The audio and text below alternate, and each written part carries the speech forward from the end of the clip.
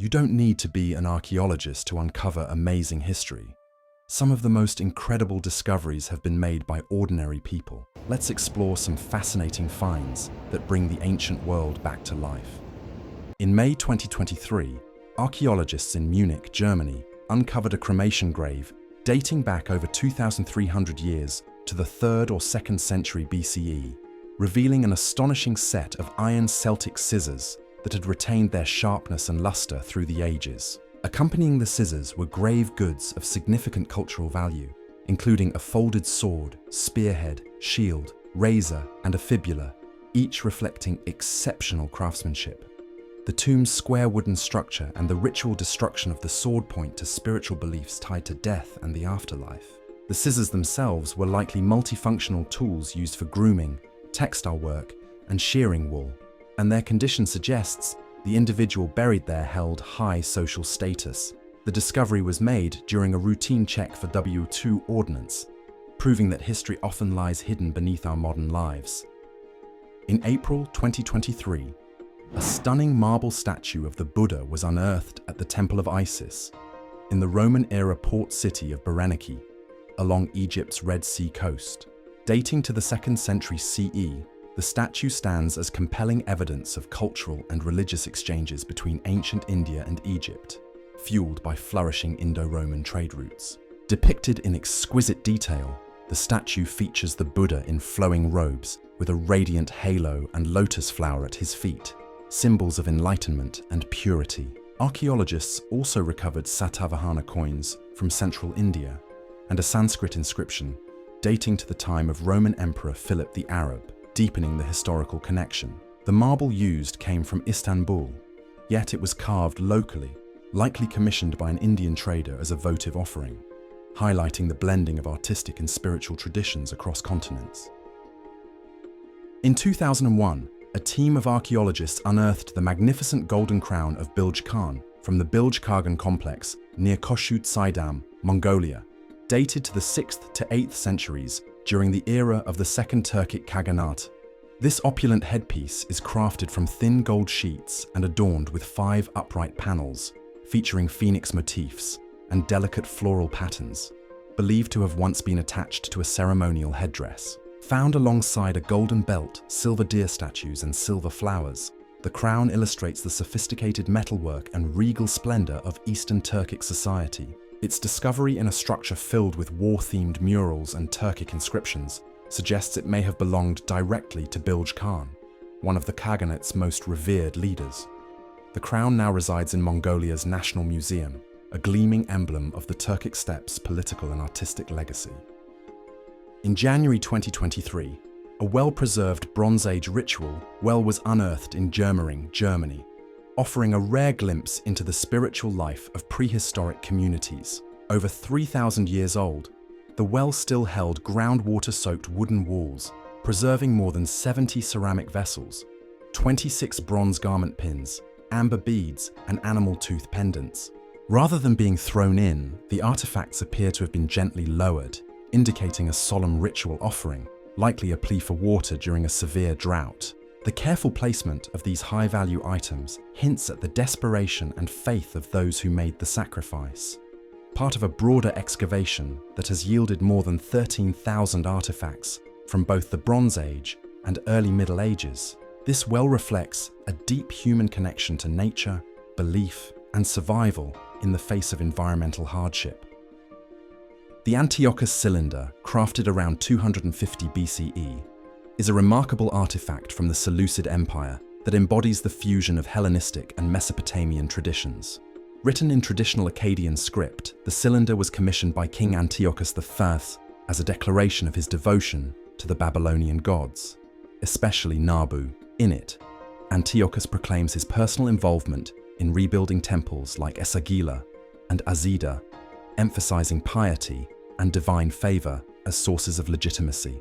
While the text undoubtedly serves a propagandistic purpose, it nonetheless reveals how rulers adapted local religious customs to solidify their power in diverse territories. Carved into a devotional cylinder rather than a typical royal decree, the artifact sheds light on the complex identity politics of post-Alexandrian Mesopotamia. where Greek kings ruled over ancient lands steeped in myth and tradition. Towering over the Bamiyan Valley for over 1,500 years, the Buddhas of Bamiyan were among the largest standing statues of the Buddha in the world, carved directly into the sandstone cliffs of central Afghanistan. One stood at an awe-inspiring 160 feet, the other at 120 feet, both elaborately painted and sculpted in the Gandhara style, which combined Greco-Roman and Indian influences. These majestic figures were silent witnesses to centuries of pilgrimage, trade, and conquest along the Silk Road, symbolizing the spiritual heart of a diverse region.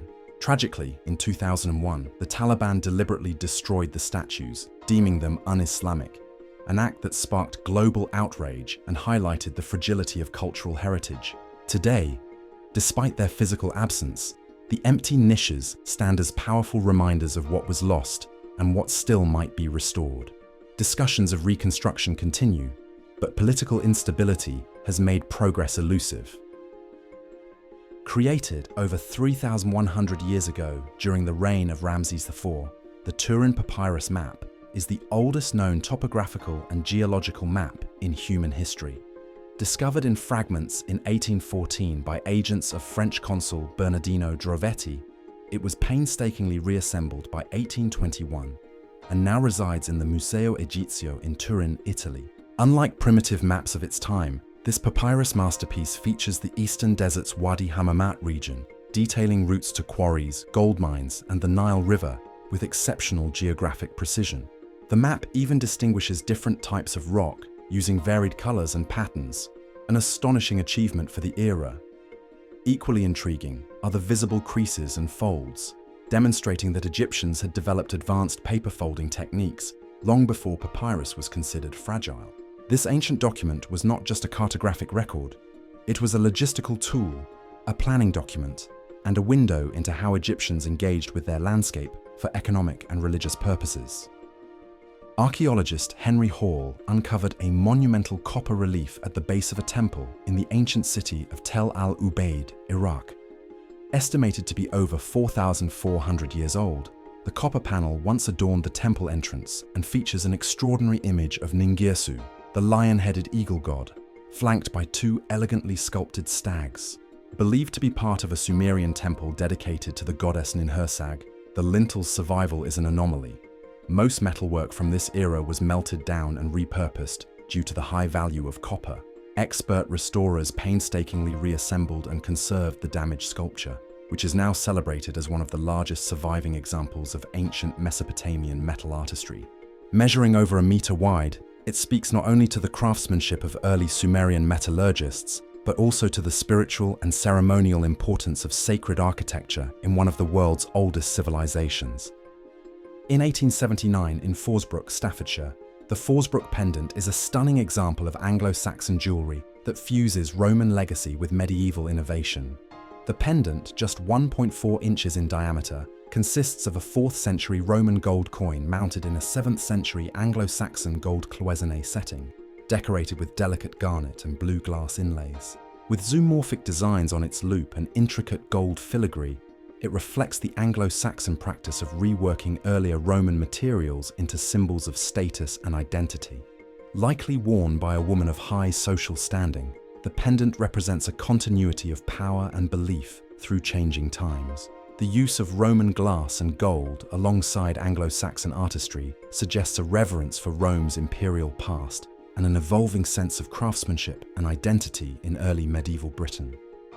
One of the most enchanting mechanical marvels of the 18th century, the Silver Swan automaton, resides at the Bowes Museum in Barnard Castle, England.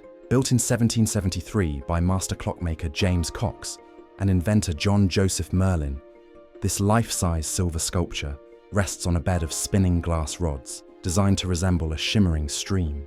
When wound up, the swan preens, turns its head gracefully, and appears to pluck a fish from the water, an extraordinary feat of early engineering and artistry. Accompanied by a music box, the mechanism recreates natural movements with surprising realism. Originally displayed in London and Paris before being purchased by the museum's founder in 1872, the automaton lost parts of its original setup, including a decorative waterfall. Still, it remains a beloved centerpiece, both whimsical and technically impressive. In 2022, a small yet groundbreaking artifact emerged from the ruins of ancient Lachish in Israel, a 3,700-year-old ivory lice comb bearing what is now recognized as the oldest known sentence written in the Canaanite alphabet. The finely inscribed message reads, "May this tusk root out the lice of the hair and the beard," a humorous yet practical prayer etched into daily life. Carved from ivory and still containing microscopic remains of lice in their nymph stage, the comb offers both linguistic and biological insights into ancient hygiene.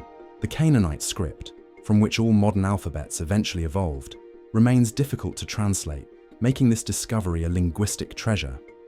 The deciphering process took over a year, with experts marveling at how such a mundane object could preserve such a historic text.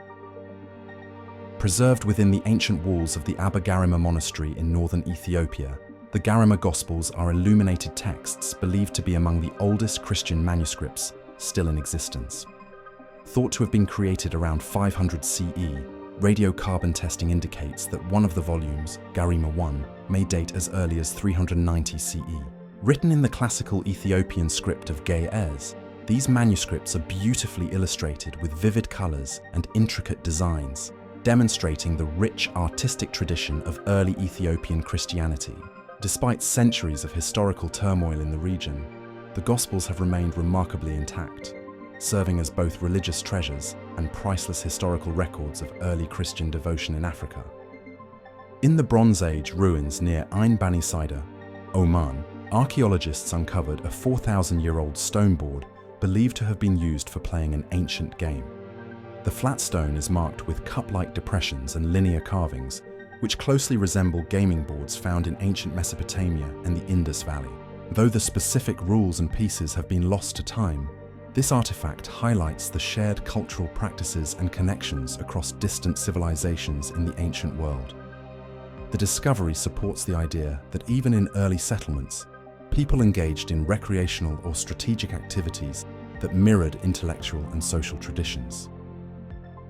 In a remote area of northern Poland, archaeologists in early 2022 unearthed an 11th century burial site that likely belonged to a high-ranking individual from the Pomeranian elite. The grave contained exquisite items, including 2 intricately carved amber rings, a well-preserved iron knife within its leather sheath, bronze belt buckles, and a finely crafted bronze bowl. These grave goods suggest the person held significant social or political status during their time. The presence of amber, a precious and culturally significant material, points to both local craftsmanship and long-distance trade networks. This find not only enriches our understanding of Pomeranian burial customs, but also offers a glimpse into the wealth, artistry, and influence of early medieval Poland. Thanks for watching. If you enjoyed this journey through Forgotten Wonders, don't forget to like, share, and subscribe for more.